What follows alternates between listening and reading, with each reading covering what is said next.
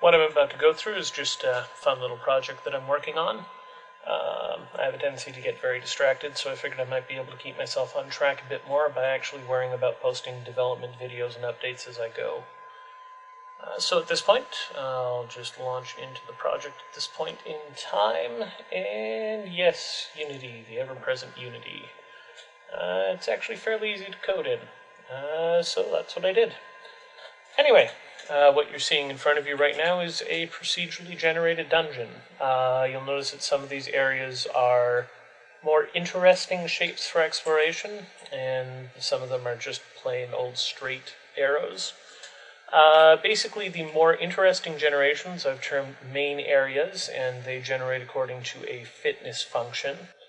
And you can also tell, well, if you're old enough, that the fitness function is definitely reminiscent of the Castlevania style levels.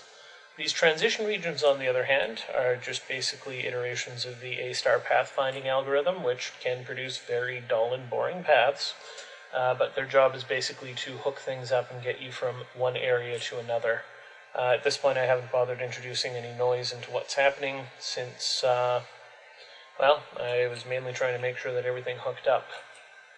So, it also treats each area as a separate region, which means it can be tied to a separate tile set as you go along, and it handles all of the interconnections to the rooms themselves.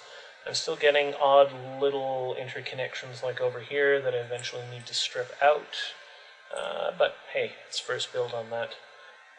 The one interesting thing about doing this, I only started looking at other builder algorithms from the procedural community after I went and built the first iteration of this.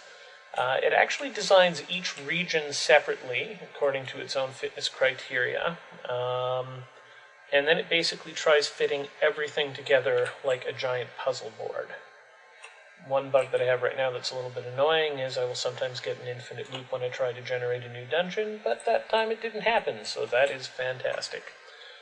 So obviously I've got it retrying the same thing over and over again without actually generating something new when it realizes it doesn't work. Anyway, that's where things are at right now. The next development milestone that I'll probably post about is when I'm generating rooms with developer art and actually able to fly through them. Maybe I'll worry about physics, maybe I won't.